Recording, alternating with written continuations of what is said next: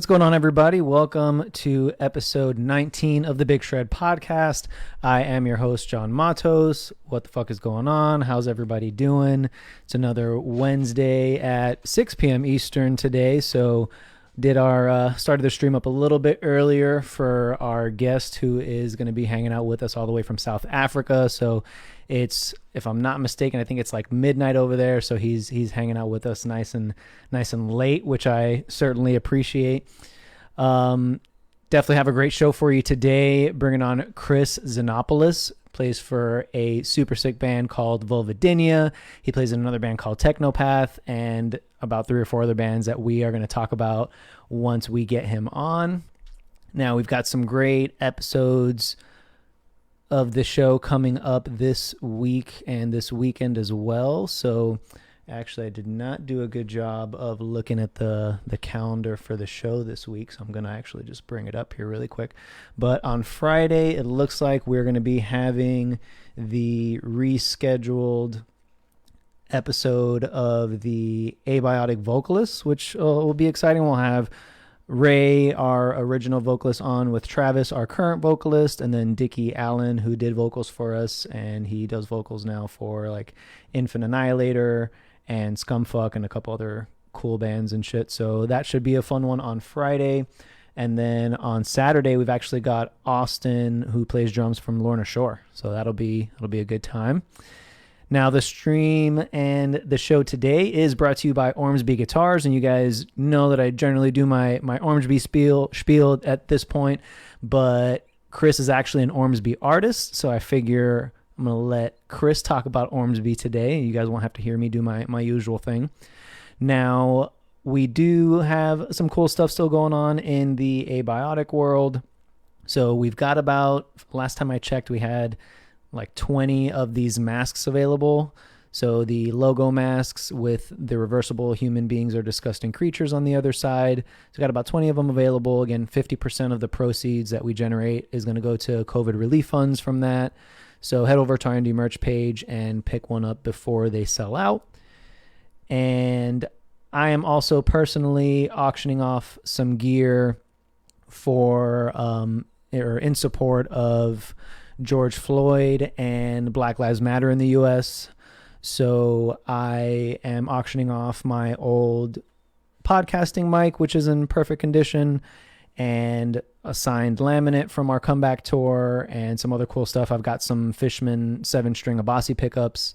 I've also got the battery pack that you can put in there as well, so you don't have to change the batteries. You can literally just plug them in and charge them. So some cool things there, and you know, again, just head on over to my personal Facebook page, shoot me a DM if you're interested in any of that stuff. And I've got some pictures up. I can send you some pictures if you'd like as well, if you want some other photos, but everything is basically in new condition. And I just trying to do my part in making a difference in some way, shape, or form. Jared from Rivers of Nile and Bobby from Signs of the Swarm, you know, we're doing something similar, and that's kind of what gave me the idea. So, you know, here on the show, you've heard me talk about it probably the last 2 episodes at the least, but, you know, again, we certainly condemn systemic racism, police brutality, all that stuff. We stand in solidarity and support everything going on right now with the Black Lives Matter movement. So now, without further ado, looks like that covered everything I wanted to talk about. So without further ado, we'll go ahead and we'll bring on Kris of Vulvodynia. Kris, what is happening? Yo, what's up? How you doing, man? Yeah, you know, all good. How are you? pretty good, man. Hanging in there. I'm sure you've seen all the insanity that's been going on our side of the world. And you know, we're all just trying to figure out how to navigate it. And for me, I'm still working out, like, doing this stream and feeling okay about it without, like, you know, thinking about all the other things that are going on. But I figure, you know, now is still a good time to help provide some kind of entertainment, some, you know, still have folks getting to know their favorite musicians and getting a little bit of an insight in our world and how we're feeling about how things are going on. So how has COVID hit you in South Africa? And also, before we get into that, did I get the time right? Is it What midnight? do you mean by the time? Like when Oh I was? yeah. Okay, It's cool. it's exactly, well, I don't know what the exact time is, but we're supposed to start at midnight. Yeah. Okay, killer. So I appreciate you again. Staying up and hanging out. But yeah, how's COVID hit you guys in South Africa, and what's changed? So I think it hit us a bit later than everyone else, Okay. and I think I'm not keeping too clued up with the numbers here, but last time I checked was about 60,000. Wow. That was a day or two ago. Um, we're in something called level 3 lockdown right now, Okay. which it's like basically some people can go back to work more than level 4. People could go back to work in level 4, but only essential workers now. A bit more has started to happen. Yeah. And yeah, there was level 5 before that, and that's where nothing was happening. So it's slowly getting better. Okay. I haven't seen anyone in like 90 days. You're Oh not man. allowed seeing people, so that's kind of been a bit harsh, like it's pretty heavy not being able to see other people. Like I've got my housemates at least, but Yeah. it starts feeling weird when you can't see like the people you're close to and just your friends. It's really strange. It affected our band quite a lot, actually. We had to cancel 2 tours. 2. Wow. We canceled our first Asian tour ever, Oh no. and that really sucks. Where was that hitting? It was going like Japan and China, and we were playing Hammersonic in Indonesia. Oh man, that's one of those shows that has like 15,000 people, right? Yeah, it Oh, was going to man. be the biggest show we've ever played, so yeah, it kind of sucks. And then I'm supposed to be in the States right now on tour with Wormhole and Waking the Cadaver, but that's not happening. So Yeah. it's been like all our plans have been shifted, and now we're just trying to make things work. Yeah. We're recording new music. We're using this time to do that. Nice. And yeah, like I'm giving lessons and doing guest solos and doing mixing and mastering, trying to just keep busy. But yeah, it's been a huge change to all of our lives. Like last year, we literally toured from May to February this year. Wow. And we had like maybe, I think it was like 2 weeks at home between tours was the max time we had between that. Yep. So it was like a solid year of touring. And at times I did wish that I got a break, but now I feel like it's one of those things, like be careful what you wish for, because you just might get it, And now it's like I'm really feeling it. I'm like, dang, I wish I was on tour right now. Yeah, shit, man. You guys had quite the schedule planned out for this year, and sorry that this all has affected you guys in that way. And yeah, just like you said, we can, and I think a lot of us are seeing that we can take what we do for granted, and then it can certainly suddenly just be taken away from us from both sides, from the musician side and from a fan side as well, where it's, maybe before we were like, I'll catch him next time, or what, I'm feeling a little, I don't know, whatever it is today, maybe I won't go to the show. So it's certainly tough. Hopefully it once things come back around, it reinvigorates everybody, both bands and fans, to really support the industry, or support the bands that are going to be hopefully doing some more and more touring as things start to ease up a little bit. But obviously we want to make sure, again, in my opinion anyway, that things are 100% safe for the bands and also for the fans that come out to see those bands.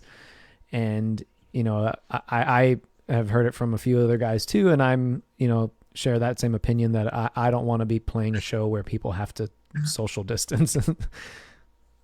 Yeah, no, I agree. Like, look, we're already trying to book shows in the future, and there's been shows announced for like January already for us, and we're hoping everything's going to go well, but everything's so unpredictable right now, and it's just kind of like a gray area playing shows, you know, because it's like we're coming out of this pandemic where you have to be like completely distanced from each other, and shows are completely the opposite of that, you know. So yeah, it's just a strange time for us musicians. It's really weird.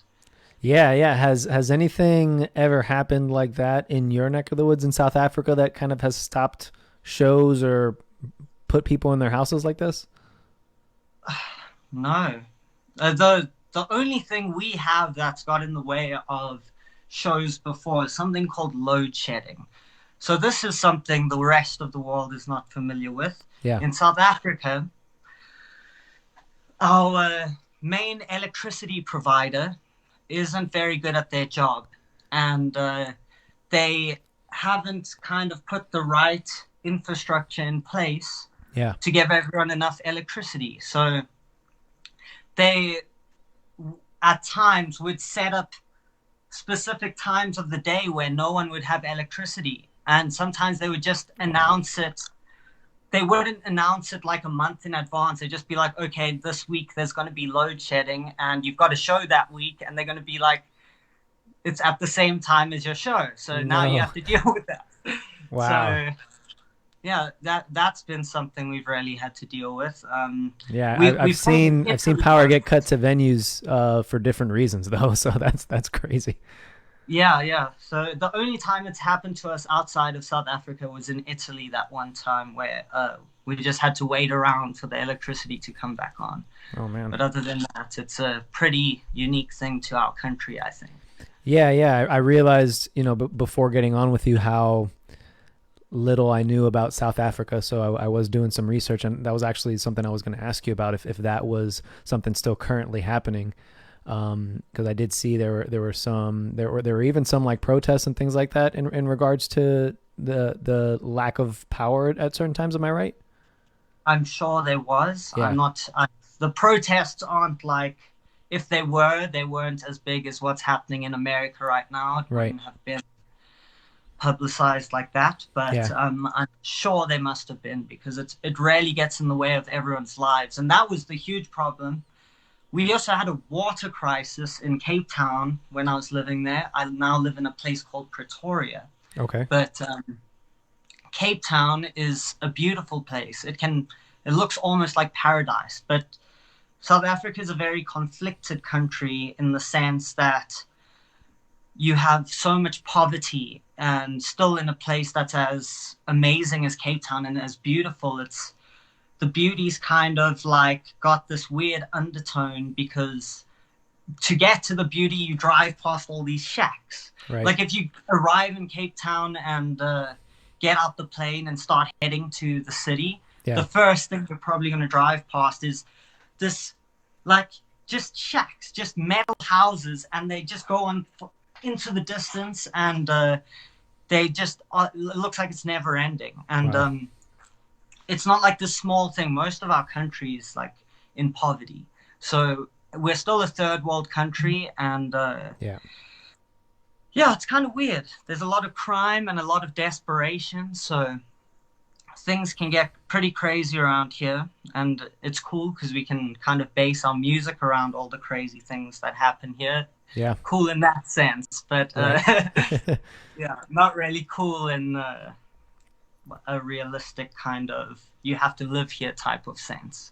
Right. Everyone I know has got crazy crime stories that they can tell you living in this country, and it's sad. It's really like, if we tell these stories to people in Europe or America, they're like, what the fuck? That's crazy, Yeah. So it's a bit different, but in a way, I feel like it's very Americanized as well, because we've got American TV and everyone's brought up on that. And it's not like so behind, but at the same time, the poverty is really what's the huge problem in our country, I think. And right now with this whole COVID-19 thing, it's really kind of inhumane keeping people at home, because you'll get whole families that live in this little shack and share the same bed.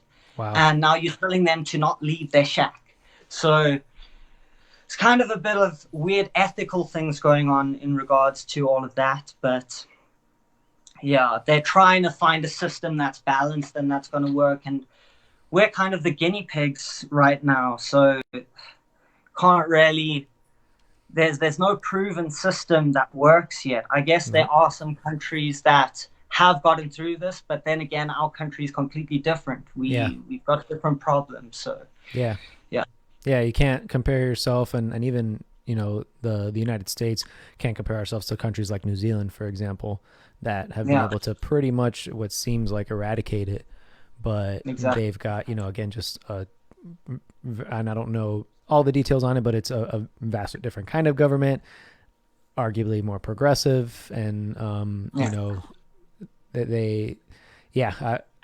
I really would like to go and visit New Zealand, and really just kind of take in that culture as well, which kind of leads me to the next topic, which is, so born and raised in South Africa. So when did music start to become a thing for you, and how what's the music scene like there? And then going on from that, we'll talk about what your first experience was like outside of South Africa. Okay, so basically, how did music start in my life, and how did it get to that? So I've always been a huge fan of music, and I was brought up, like, my dad, he loved music, so he was super into reggae, so the first thing I ever heard was like Bob Marley, and that was ingrained in me. And I always thought reggae was like the most universal music in the world. Yeah. And apparently there's people out there that don't like it, and I was very surprised by that, because it was the most like basic form of music in my eyes. So I grew up and like I had, I was brought up around people who loved music and listened to music as like a serious thing, you know. They took it like, wow, music's great. So I had that. And then next, when I was like in second grade, I tried to pick up the guitar, and I was interested in playing music, but I quit the next day because my guitar teacher at the time was like, I'm not going to teach you how to play guitar. You have to write a treble clef. Go home and write a full book of treble clefs, or like a full page. Yeah. And I was like this kid with terrible handwriting, and writing a treble clef was just the hardest thing you could ever give me. Like, why would you do that? I can't draw. I've never been gifted with that kind of artistic, like visually artistic streak. So for me, that was just a nightmare. And I was like, I want to play this thing, and I don't know what they're trying to get out of this whole treble clef thing. So I quit. And then when I was in fifth grade, I moved schools, and they actually offered music at my school as a subject. So I started taking that, and you had to pick an instrument, and I actually picked drums. So when I was 11 years old, I started playing the drums, and then like basically a year later, my brother had got a guitar for like Christmas or something, but he just ended up leaving it in a corner and never touching it. He didn't want to play it. So I just put it in the room with my drums. I thought the guitar looked cool. I even made a stand for it and had it in the corner. And then I had this friend like years before that who had showed me just it was like a Gorillaz bass line on the guitar. It was just dun dun dun dun dun dun dun dun dun. Nice. And that was the first thing I ever learned. And I didn't play guitar when I knew that. My friend had a guitar and he showed me how to play this. I think I must have been playing drums already at that time.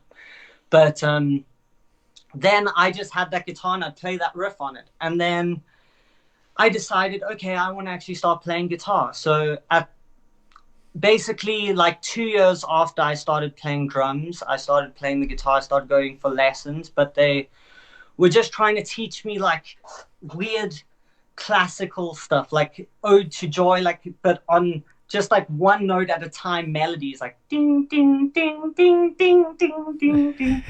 And like I I was like, okay, well, this is learning guitar. If I want to play, I just guess I have to do it. Right. So I did that for a little bit. But the thing that was different about playing the guitar to drums was I could just bring my guitar with me everywhere. Right. And like when we would have like recess at school, I would basically just play my guitar the whole time. So every free moment I had, I'd just play guitar with my friends, and we would like trade riffs like Crazy Train by Ozzy Osbourne and just like stuff like that, you know? Nice. And yeah, and at that time I was getting into metal as well. I had got into a whole bunch like of different genres. I remember I was trying to learn Knee Deep by Job for a Cowboy on drums at the sick. time. And I had got into things like Cannibal Corpse more as like a joke, though. I was like, what? This sounds so ridiculous, but I kind of like it. And I was getting into like Lamb of God. And then I got into Slayer, which made me question religion. And that was like kind of a big step in my life. Like if I was like, I can't like be religious and not be allowed to listen to this. So I was just like, well, then I'm just not going to be religious, because if I can't listen to Slayer, this sucks. And your parents were thrilled, I'm sure. Yeah, they always thought it was kind of just a phase, you know, this whole metal thing. But little did they know. Yeah, so but after that I started going to a different guitar teacher, and he started teaching me the blues. And I thought playing metal on guitar was completely impossible. Yeah. So at that point, I had given up on the thought of playing metal on guitar. I was just like, okay, fine. I'm going to be a blues guitarist, because playing fast is hard. And I think I know how music's supposed to sound. I've got this like feeling that I can do it, but at the same time, I don't have the confidence that I'll ever be able to do this at a speed where I can play metal. Right. And so I just focused on the blues for maybe from when I was 14 to I was like 16. And that's when I was just working on my vibrato and working on getting the pentatonic scale just sounding very good. And I think that basis was really good for the future of my guitar playing. That's huge, just focusing on getting 5 notes sounding really good. Yep. And so next thing happens, I leave school, and I'm like, Mom, please, can I go to music school? There's this music school that you can basically drop out of school and go to it and kind of get an equivalent to finishing school, but you have like a major in music. So I had to do a few extra subjects, but everyone was like, it was like a college, and everyone was way older than me, and they were studying at college, but I had to do all these like extra subjects to finish school and study music at the same time. So that was after 9th grade. So basically for the next 3 years after 9th grade, I studied contemporary music at this place called the Campus of Performing Arts. And I remember the first day I got there, my guitar teacher was like, so who wants to shred? And I kind of like did this thing, like, no way, I'm a blues guitarist, you know? But you the blues elitist at 16, 17 years old. Yeah. And then eventually, just from taking lessons from him, he introduced me to all these amazing virtuoso guitar players. And my kind of brain kind of like started really being interested in that, and that crazy, like virtuous, masterful guitar playing. And I was just like, wow, this is the most incredible thing ever. And at the time I was getting into that, but I couldn't play it yet. So I started some blues bands, and I was gigging with that. I started gigging around. So I had a band before all of this. My first show ever, I actually played drums. Oh, cool. And we were playing like Nirvana covers and stuff when I was 13. The classic blues. This was before my blues stage. Oh, your blues phase. Okay. I was a drummer. So actually if I think about it, my first real gig, my school got me to play like a drum solo in front of my school. I played like It was like a 20-30 second drum solo, but they wanted me to play this in front of my school. So I did that when I was about 12. And then when I was 13, I played my first gig on drums. But then after I went to music school, I basically started these blues bands because I was playing guitar in bands now. Yeah. And then I was doing ridiculous things. Like I was learning these techniques, but I wanted to use them in my blues band. So I was like sweeping in the blues band and like doing all this ridiculous stuff that should be illegal for the blues, but I was doing it. And then I was like, okay, I think it's time I want to start a metal band. So I started a thrash metal band called Carnage Carnival. I really don't like that name right now, but back then I thought it was the coolest thing ever. And like I put an ad on the internet to get like this another guitarist in the band, and I found a dude, and I actually had to end up firing him because I was writing riffs and he couldn't play them, and he kind of had like a different vision to me. And then he threatened to stab me and my whole band because he was like, if you guys, because we basically told him over a message and it really wasn't cool, but he said if we did it in person, he would have stabbed all of us with his knife. Oh, well, it's a good thing you didn't do it in person then. Sounds like you had some foresight there. Yeah, so got rid of that guy, and then one of my like best friends growing up, who actually the dude who got me into metal and like playing guitar. I started playing guitar because I was playing drums in his band, and he was the guitarist, and he's the one who kind of like inspired me to start playing, because when I watched him play guitar, I was just like, this is the coolest thing ever. And he got me into all the metal and all of that. So I asked him to be in the metal band. And from there, we started gigging, and it went well. For a local band, we were playing shows, and we were doing it a lot. We were playing almost every weekend at the stage. And then, while I was in that band, I joined another death metal band called Contrast the Water. And that band had actually gone to the States and like toured and done things.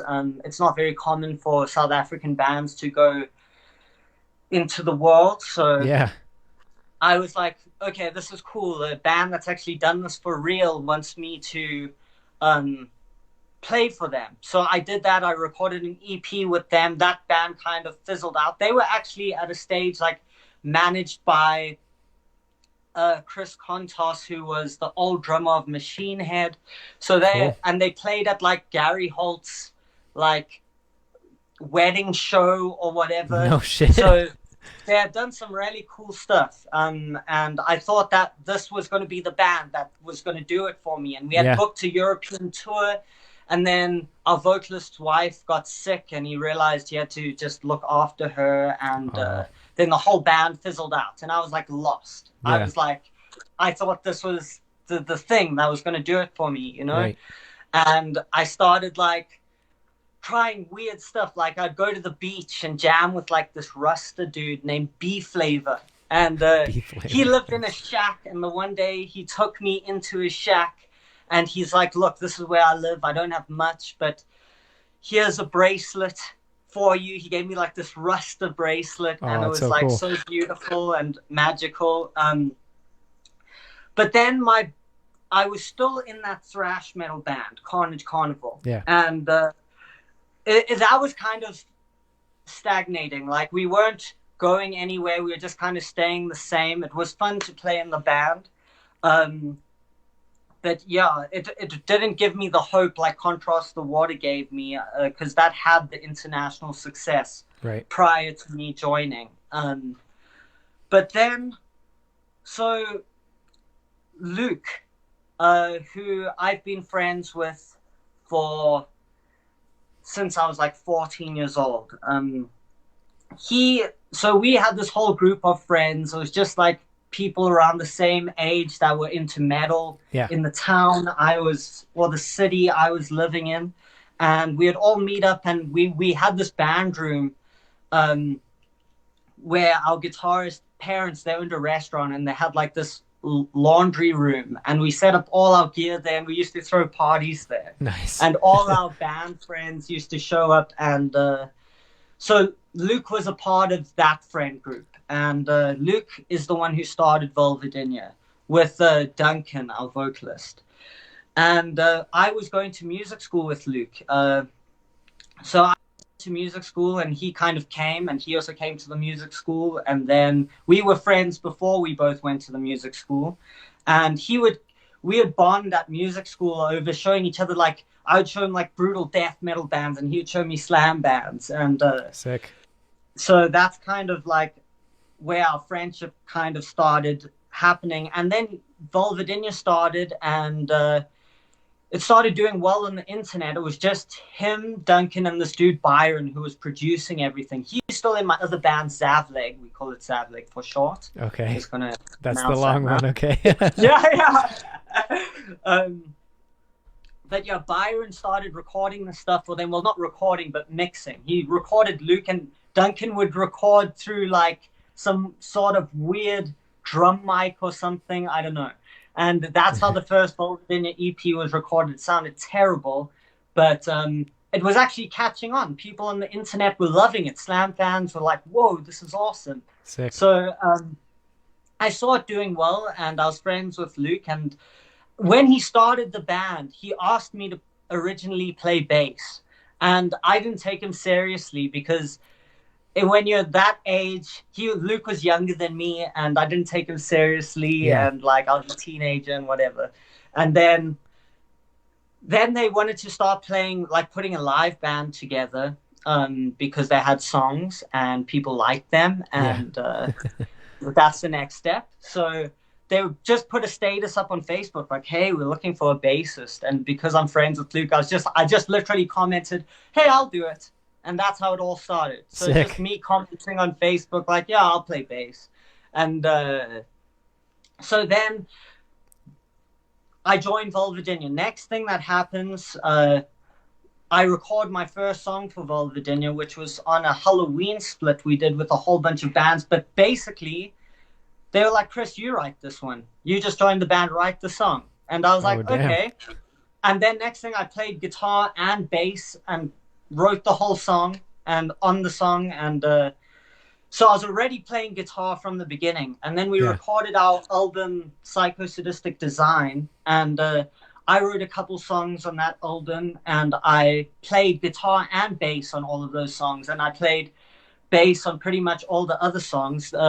Byron, who was still in the band producing it, actually played bass on his songs. So he wrote a couple songs and he played everything. So there was this weird dynamic where it's like just different people doing all this stuff. And then from Mob Justice, so we had this EP just before Mob Justice called Anthropophagus, but that was just 2 songs off of the upcoming album and 1 extra. Yeah. And that's when I had moved to guitar at that point, and we had a new bassist, and he's actually become an amazing part of the band, Kris Xenopolous. His name's also Chris, but with a CH, and he's been a huge upgrade. I'm so happy he's in the band. But yeah, I eventually moved to guitar because one member, things didn't work out between our vocalist and him, and the relationship kind of fizzled out. And then it was kind of weird because I was this dude who could play guitar solos and like play guitar, and no one else could play guitar solos in the band. They just like wrote riffs, you know? Yeah. So it's the next logical step, like, well, Kris, like, obviously it's time for you to play guitar now. And then, because I was already playing guitar on the recordings, and I was already writing music, and I was playing bass on the recordings as well. Yeah. But yeah, so then Mob Justice came, and I ended up writing 5 of the 9 songs on the album, and I played on all of them and wrote the leads on all of them.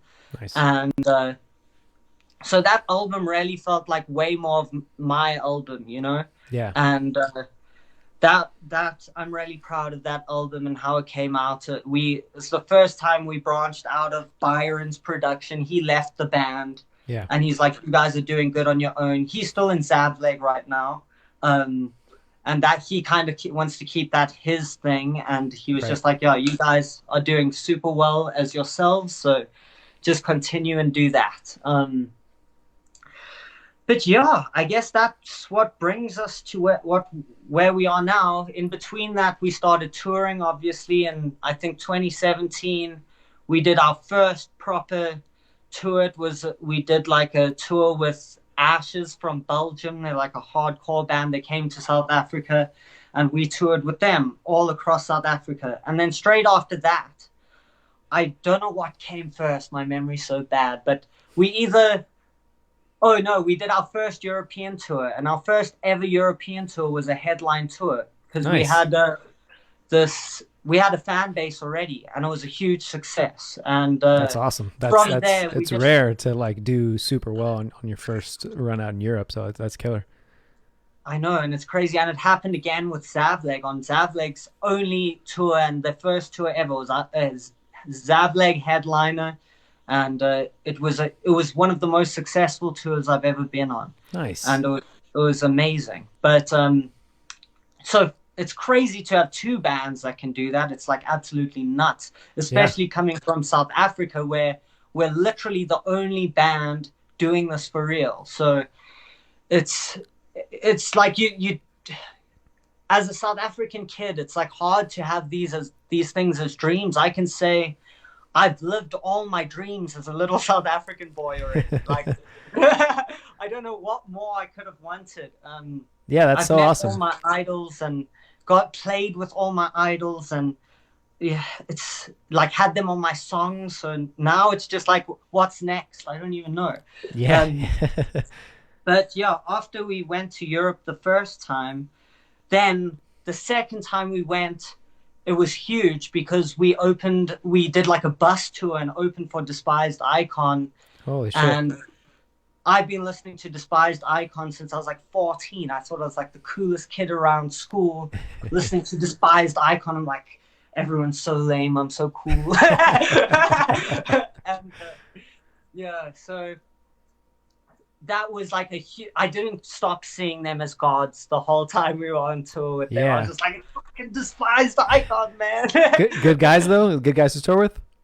They were such amazing guys, beautiful people, and we also toured with Malevolence on that Sick. tour. And I'm a huge Malevolence fan, like, and Archspire, and then nice. that built us a relationship with Archspire. Yeah. And we've done another bus tour on their headline tour with them. And that was amazing. We also did a bus tour with Fit for an Autopsy. That was also through Europe, and Beneath the Massacre. I'm sure you know them. Oh yeah. And yeah, and then we had one other headline Vulvodynia European tour, and we played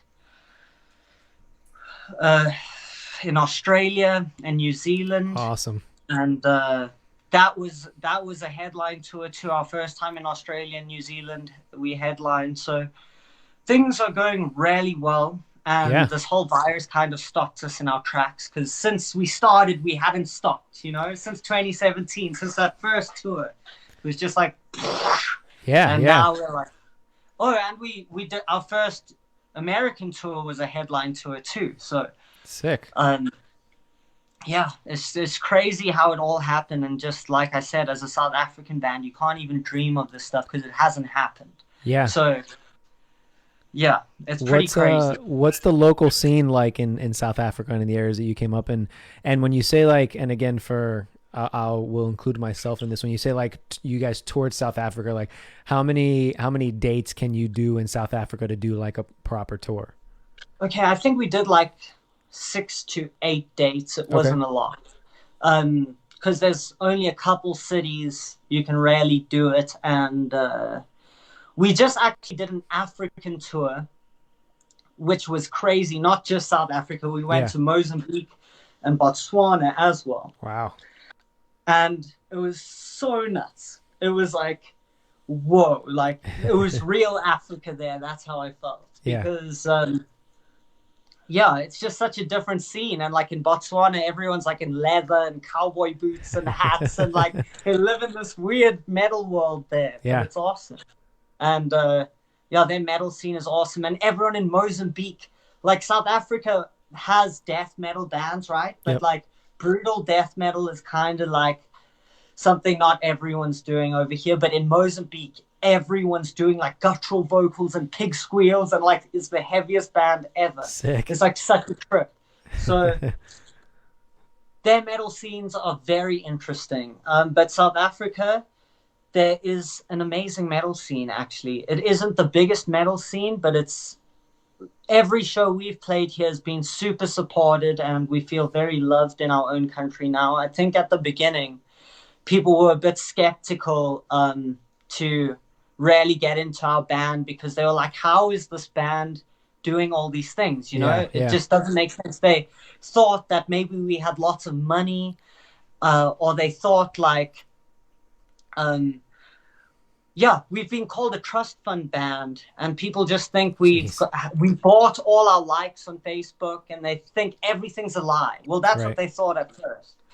And it's so far from the truth, because the reason I think the band rarely started doing well is because our vocalist Duncan, he was living in this little tiny room at the back of someone's house, where his like toilet and shower was like the same place. He lied to this company, told them he was a mechanic so he could have a job. Wow. And he was Googling how to be a mechanic on his phone. Holy shit. And like, he was really suffering, and the band was doing well. It was getting internationally recognized. And I was like, look, Duncan, it's time we took the band seriously. You can't keep living like this. Come move into the house next door to me, and we're going to make rent work no matter what. Yeah. But we're going to do it with music. And that was like, it forced us into doing this for real. Yep. And that's when we started Zavleg, because we're like, we really need to come up with this genius idea right now that's really going to work for us. Yeah. And we started a whole bunch of these crazy weird meme bands. Like we had one called Vomit Cake, and we have another one called Novectomy. We actually still want to get back to that one.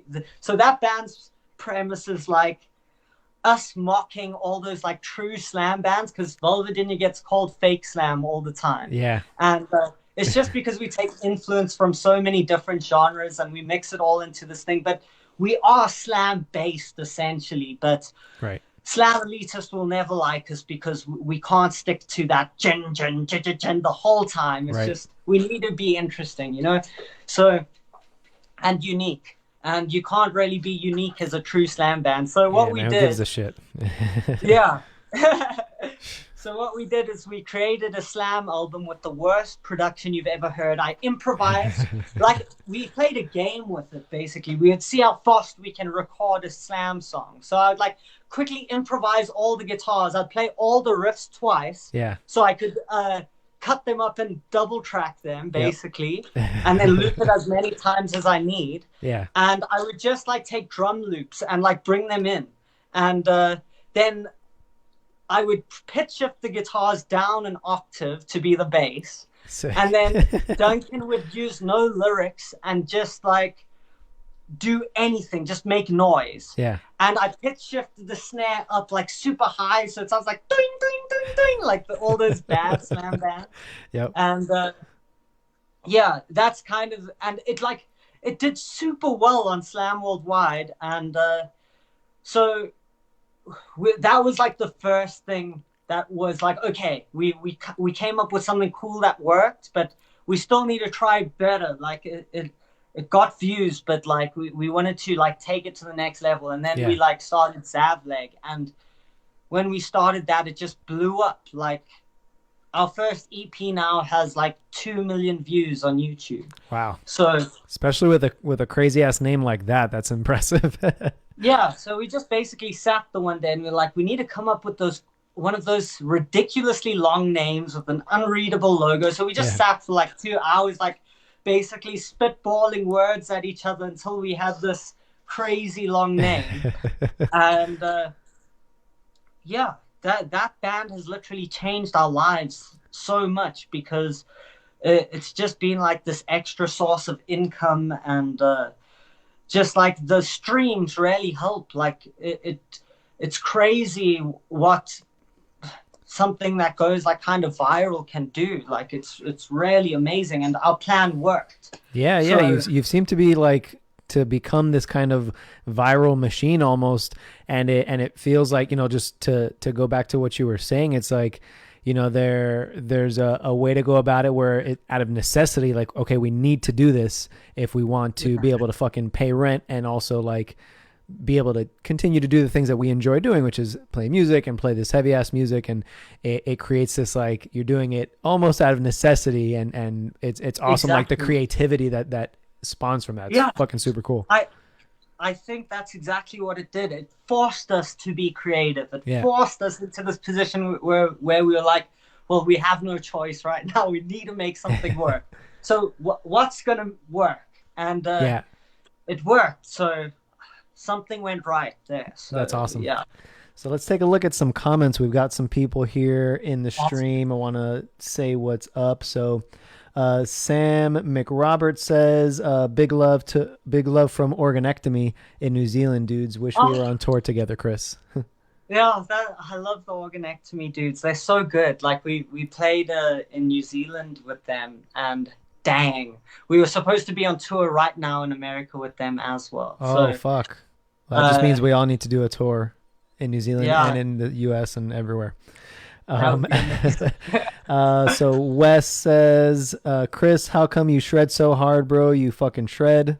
I don't know, man. Yeah, Andrew Kim from Inferi is hanging out. What's up, Andrew? He says, love you, pals. Oh, I love Andrew. We've toured with Inferi as well. They were on that Archspire headline. Yeah. And Andrew was also meant to be on tour with me right now, because he was meant to be playing bass for Vulvodynia, filling in because our bassist just had a child, a little baby girl. So. Oh, okay. Yeah. Well, shout out to Andrew. Andrew's a man. He's a shredder himself. He's amazing. So Philip, I don't want to botch the rest of his name, but Philip says, we love, and then your band with a really long name. And then he says, wow, I type your name so often in my phone that it autocorrects it automatically. That's how it should be. That's amazing. He says, Despise Icon is super sick. Colin says, fuck yeah, Despise Icon, Archspire, fucking Canadian metal kicks ass. I wholeheartedly agree, Colin. Yeah, so do I. And then... And Beneath the Massacre. Oh, yeah. I've been listening to Beneath the Massacre since I was in high school, like fucking 15 years old, and so happy to see them back with such a killer record. Yeah, it's amazing. So we also have a few other folks here. So Josh says, when's a new Technopath album coming out? Shit's fire. Oh, thank you. So we were actually discussing it. I'll give you an insight to what we're discussing right sweet. now. So we're kind of stuck with this whole COVID thing, and we're like, we really need to make some new Technopath. So we're working on a new EP. We're trying to get a couple songs written for that, and so that's basically the plan right now. We're all going to be working on writing some music, me, Greg, and Luandile, who are both amazing musicians. They make me want to get better every day because they scare me with how they play. But yeah, I love those guys, and I love being in that band. That's like my passion project, I get to really explore my guitar and do like, I'm super into like fusion. You can I've seen it. You're incredible, dude. Yeah. So that's what I'm doing in Technopath. It's kind of just keeping that love for fusion alive for me, because like metal is obviously a huge thing in my life, and I love it, and it's the main thing I do. But I'm kind of like super ADD with my music taste, and kind of like with what I play. I've always tried to get good at every genre I could ever hear. So Only thing I suck at is country because I don't like country. It's the one genre I'm not too fond of. Like, I love super crazy bluegrass shredding. Yeah. Like, if you know the song by Guthrie Govan, Rhode Island Shred, Yeah. it's more this quirky kind of sound. It's not like Billy Ray Cyrus, you know. Right. No, and you kill it, man. Obviously, I follow you a ton, and we're fellow Ormsby guitar players as well. So always want to support my fellow Orms bros, and yeah, dude, you kill it in all aspects from what I've seen. And I just every time I see a new video, I'm just like, what the fuck is this guy doing now? Like, come on, like, and you're just killing it, and we were talking earlier, you've been doing some sick collaborations and shit like that too, which is awesome. So let me give some love to a couple of these other comments. So we got Alex Kendrick, who says, hi pals. Alex is the homie. I know he did sound for Alex you guys. amazing. Yeah, he was doing sound for us on our US tour. It was an amazing tour. He's a man. Thomas says, I miss Vomit Cake. What a funny name for a band. That's killer. And then Rob Warden, Rob the fucking man, says, God, I miss you so much, Kris. Oh, I miss you so much too, Rob. It sucks that we can't be on tour right now. Yeah, I miss you too, Rob. And so we've got a question for you. So Thomas says, Kris, what was the craziest show you've ever played? Probably like Brutal Assault, honestly. Oh, we that's played so sick. Brutal Assault last year, and it was probably the biggest, or one of the biggest crowds we've ever played. Obscene Extreme. That festival is like, holy shit, what is that festival? That was probably one of the craziest shows we've ever played. There's like people dressed up in the craziest outfits and throwing like blow up dolls and like, I don't know, like boats and balls, and that's the craziest festival I've ever been to. That was That's probably awesome. the most insane. Yeah, I don't know. Those two were pretty insane festivals because they're the biggest shows, you know. Yeah, and Get so pretty many crazy. bands, so many different genres too, and you get Yeah. to see bands like you never thought you would see, which is like, as a fan of the music, is pretty dope. Even though you get to play the cool shows, it's also like just getting to see those random obscure bands that you don't, you probably wouldn't see otherwise. Yeah. So Alazar, who is a good buddy of mine, he actually is we'll call him a producer of the show. He helps with my Right. editing for the Spotify and all that good stuff.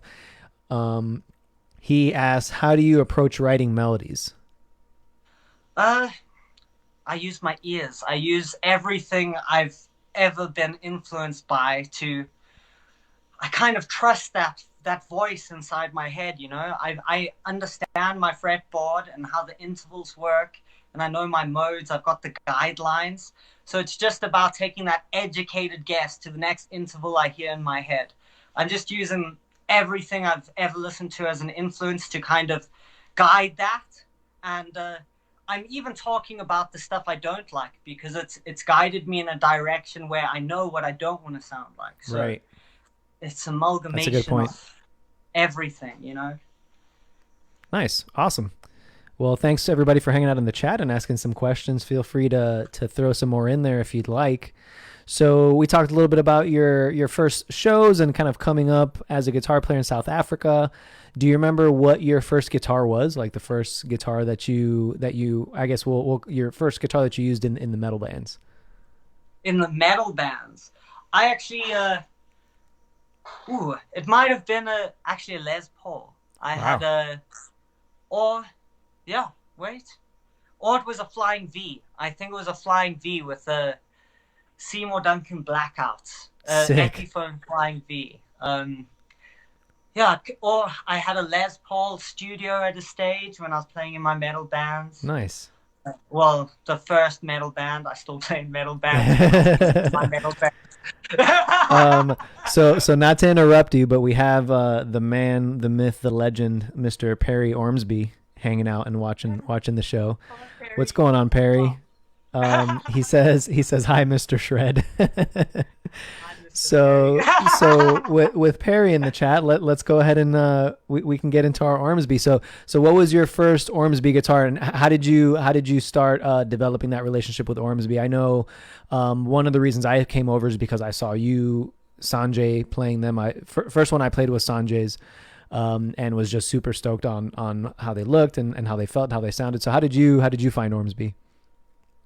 So when I started Technopath, I had this guitarist named Ethan Naidu in the band, and he had an Ormsby guitar, and I played it, and I really wanted an 8-string guitar at the time, and I played his 8-string guitar, and I couldn't believe how comfortable this guitar felt. It literally felt like I was playing a 6-string guitar. Every other 8-string I'd ever felt had this massive neck, and was like almost impossible to play. You couldn't bend the higher strings, and like the multi-scale thing sorted all of that out, and the neck profile was just amazing. And so I went ahead and I ordered an Ormsby. I run 4, the first Goliaths. I pre-ordered one, and there was a whole that whole sights thing that happened, and like I waited for my guitar for a while because all the wood was stuck in a shipping container, and the guitars couldn't get made for a while. So I was going on tour, and I was like hoping every tour I came back that my guitar would be at home waiting for me. And I was playing a 7-string up until I got it. But then when I got that guitar, I literally haven't played anything else since Ormsby. It's literally been everything I've ever wanted. You can get an 8-string guitar to sound like a Stratocaster. To me, that is like, that's all I want. Because with the thumping and like the fusion stuff I play, you want a very twangy tone. And for me, at least, you want that Strat sound. So the split positions, and I think it's got a lot to do with actually the chambered body as well, because that Strat tone I'm after in my head, there's some hollowness in the guitar because you've got the pickup cover, and I'm sure that creates some sort of resonance within the guitar, and I think the chambering really does something similar. And the Swamp Ash and a maple neck, that's very Strat-like, very Strat wood, so I get the tone I want out of these guitars. Show it off if you got one there, man. I do. I've got one right. I think we're playing the same one, but you've got the 8, right? Yeah, I've got the 8. So I've got 3 guitars. Beautiful. I've got this one. I've got a blue Goliath, which was the first one I bought. That one's kind of a bit beat up. That's my touring guitar. That I use that as the main workhorse. Yeah. This is like the one I'm trying to keep safe so I don't hurt it too much. And then I've got a new custom shop that Perry was... Can't even say how thankful I am that he gave me that custom shop. But that guitar is literally the most incredible instrument I've ever played. Like the craftsmanship on that is on another level. Like that's the Buckeye one. It's it's not Buckeye. It's like this weird copper infused paint, and it's made out of exotic woods. It's made out of like the fretboard is something called bow coat, I think, and then the body and the neck are Tasmanian blackwood. Sick. And it's the heaviest guitar ever. Like they're very heavy woods. Like it's completely opposite in weight to my Goliaths. But yeah. It's awesome. The sound you get out of that guitar. It's got these Strat qualities. It's got the pickguard, and it's got the split positions, and there's just something so special about those pickups. There's the Hot Rock, and it's called the Hot Rock A8 in the bridge, which I think means it's got Alnico 8 magnets. I think, if I'm not mistaken, the normal Goliaths just have straight Alnico magnets in it. Perry, please correct me if I'm wrong. But that Hot Rock pickup in the custom shop and the neck pickup are just some of the most amazing pickups I've ever used in my life. The neck pickup has these like Stratty, I think that one's called the PVH A8 as well, with the Alnico 8s. and it's got like this hollowness to it and the strat-like quality even when you're on the humbucker, and that's like so down my alley. You get this clear, bright neck pickup sound, which I haven't experienced from another guitar, and yeah, that's like my baby right now. That's the most amazing guitar I own, and that's going to stay at home. I'm going to try and never tour that guitar because it's too special. It's way too special to Nice. me.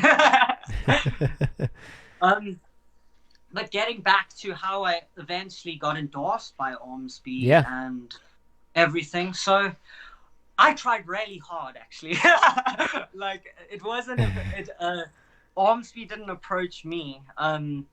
I was kind of posting my videos in the Ormsby thing, and I think Perry had been watching my videos and they had spoken about me in the past, and I was trying to get a hold of Ormsby, and their A&R guy at the time just wasn't getting back to me. So I got hold of their old A&R guy, Matt, and he was like, oh my God, it's so weird, no one's gotten back to you. And then he forwarded everything to Perry, and then Perry just sends me a message and he's like, hey man, I'm just so sorry about no one getting back to you. It's decided you're on. It was like awesome. that quick. It was just like me trying so hard to just get in contact with the right person. Yeah. And the next thing, Perry was just like, no, it's decided you're a part of the team. There you go, and, killer. Then I decided to go to NAMM. And I was like, hey, like, if I come to NAMM, like, can I be part of the Ormsby team and all of that and, like, be with you guys? And what year was that? It was 2019, so it was last year. Okay. And so that was my first NAMM ever. Nice. I was at that NAMM, actually, and that's when I met Perry for the first time, and I was hanging out with Sanjay, and him and I were just, like, smoking a blunt out on one of the decks or something like that, and we either just accidentally walked up on Perry, or Perry just walked up, I think, to, like, smoke a cigarette or something.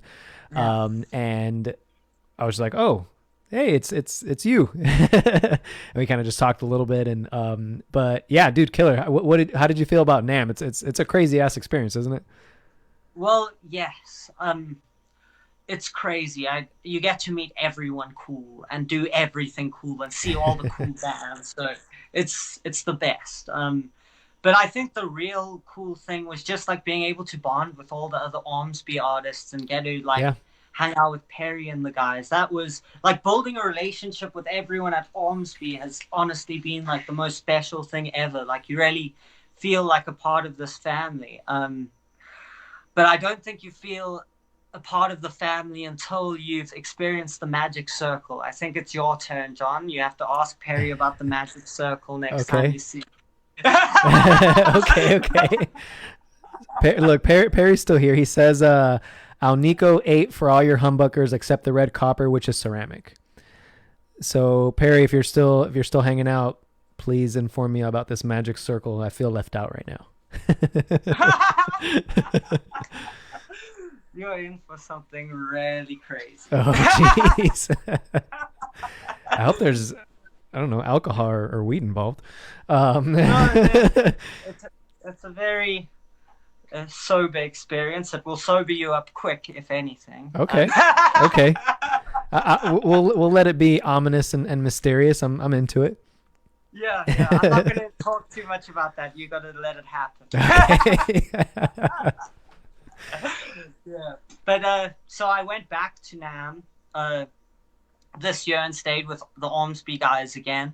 I even like go a couple days early and hang out with them in Hollywood, and nice. We do cool things like hang out at the Rainbow and just see Ron Jeremy. Yeah, something that I think that did happen. Yeah, I've heard he hangs out there a bunch. Yeah. But yeah, at one point, I don't know, it was so weird. Dino, we were sitting with Dino at the Rainbow, and next thing, like these old dudes in Kiss makeup walk in, and I'm like, I asked Dino, he's like, look who just walked in. I'm like, is that Kiss? And he's like, yeah. And I still don't believe it to this day. Whoa. I still can't believe that was Kiss that just walked in. Like, doesn't make sense to me that can be real. Yeah. Oh, that's so sick. I know that was real, but that apparently it was. I don't know. Yeah. That's crazy. Yeah. I've had some of those kind of like, whoa, what the fuck is happening moments at NAMM too. Like getting to meet Guthrie at NAMM was like a big thing for me, even though like I kind of just caught him like walking somewhere. I was like, So no, I need to stop him. Like he needs to know. He he's needs my to know. idol. Yeah. He's like literally my favorite guitarist in the whole world. Oh, And me I too, man. actually, I brought him to South Africa, and Did you I got really? to hang out with him for 5 days straight. Oh, cool. And Did you pick his it was the brain? most yeah, of course. Yeah, so I just basically looked after him for 5 days and took him around South Africa and did cool things with him. And it was really stressful, but yeah, because I was organizing everything on my own. Yeah. But it was amazing. I also brought down Ron Bumblefoot last year. Yeah, I saw that. You played with him too, right? Yeah, I played in his band. Well, I should have said that too. That's cool. That's cool as fuck. Yeah, it's fucking awesome. Yeah, that was like one of the craziest things that's ever happened. Getting play in Ron's band. I was like, whoa, this is kind of crazy. I've still got videos. I haven't posted any of them. I don't know why. Yeah, I don't know why I either. took a video of the whole show. I need to post some of those videos. Hell yeah, you do, man. That's amazing. I remember seeing. I think it was like in the Ormsby chat that you were talking about. You were bringing him and all that cool stuff, and I was so stoked. I was like, oh man, look at Kris killing it some more. Yeah, so I do that in when I have the time and I'm not touring. I try bring cool people here to South Africa to experience it, because if they want to, you know.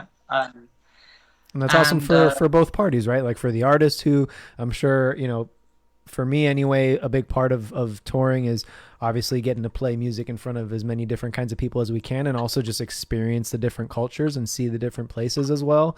And then on the flip side, from the people living in South Africa, that I'm sure again are not getting a ton of artists and shows, and having somebody that's semi tapped in and connected and being able to help make that happen for them is huge. Yeah, exactly. So I take these guys around and take them on like safaris and take them to see penguins and like do cool shit, So I make sure they have a very memorable time. Nice. I'll keep an eye out for my invitation. Yes. Well, as soon as you come, seriously, I'll take you to do all the cool things. Hell yeah, dude. We definitely, after all this stupid COVID shit, we got to hang out in South Africa, and then you can come and hang out again in Massachusetts, and we can do NAMM and all that cool shit. That'd be amazing. I can't wait for the world to be the world again. I know, man. I know. It's all of us are definitely on the same page, and it's hard to like see how this affects the people in our industry and people that are so used to touring and like just being at 100 all of the time, and then like you said before, just like everything stopping in its tracks. So and how it's affected people mentally, so yeah. Do you so you've been hitting the touring hard for about 3 years now. I've been doing it since about 2012, and I found for sure that I get like what we can call as a nice like flowery name, which is like the post-tour blues. Some folks will call it like post-tour depression. Have you felt like getting that after hitting it so hard for as long as you did, and whenever you're home or whenever it like suddenly stops, do you get some of these feelings? Of course I do. Yeah, I think that's a very common thing. Because it's so weird. Like if you're on, we tour for like 3-4 weeks at a time, and we never have off days. And going from load in every day, load out, working nonstop, you just kind of like sleep, wake up, load in, do your thing, go maybe walk around a bit, then play, set up merch, do the show. But it's like constant work. You're always busy. Yeah. So I think going from that to just being at home and then being in charge of your own life again, like on tour, you have a tour manager and you've got everything's organized. Yep. And then you go back to your life and you're like, oh, well, now I have to run my life again. So there's nobody with a day sheet telling me what time I should be doing everything. What do I do? What time's loading? What's the Wi-Fi password? But you know, I I really enjoy being at home too, because I felt like when I was on tour, I didn't have as much time to get better at my instrument and to record music, and I feel Right. like there needs to be a balance Yeah. between touring and developing and writing and all of that. So For sure. yeah, so this time has been really good for my guitar playing. I've been practicing nonstop, just learning. Like I've been learning the whole of "Wonderful Slippery Thing" by Guthrie. Just Nice. like this is the time to do it, you know. All right, let's see it. Go for it. I'm just kidding. I was gonna do it for you. We'll save that for part 2, because that's something that I want to do once I can figure out the I don't know, the audio logistics, but bring folks, talented folks like you on the show to maybe do some small performances or small, like, even lessons, like maybe like a 5-minute, like, hey, this is a thing. So yeah, so we should definitely link up to do something like that, man. But Kris, I won't keep you too much longer. Last thing for this episode, for what we do on the show, is the artist playlist. So what is on your playlist right now? I'm hoping that it's very goddamn it, diverse. That's the word I was looking for. So what are you listening to? I'm listening to there's the song called Watermelon Man by Herbie Hancock. Nice. But there's this version with like this blue album cover and this weird mask on it or something. And it's just the weirdest song I've heard in a while. And I love it. That song is like amazing. Okay. Then, I don't know. I've been listening to a lot of sleep music. At night, I just put on this weird ambient music. Yeah. And I've really been vibing with that. Nice. Okay. Yeah, I don't know. I've been writing a lot of my own music. I sometimes I listen to music ironically, like I'll put on like Justin Timberlake or something. Ironically. That's not ironic. That's called a guilty pleasure. Actually, I'm keep an eye out for that. I'm doing something with that. So, oh, there you go. Keep an eye out for Kris's next viral video. It's gonna break the internet. I've been working with Mystique, the piano girl. She's super talented, man. Ursula.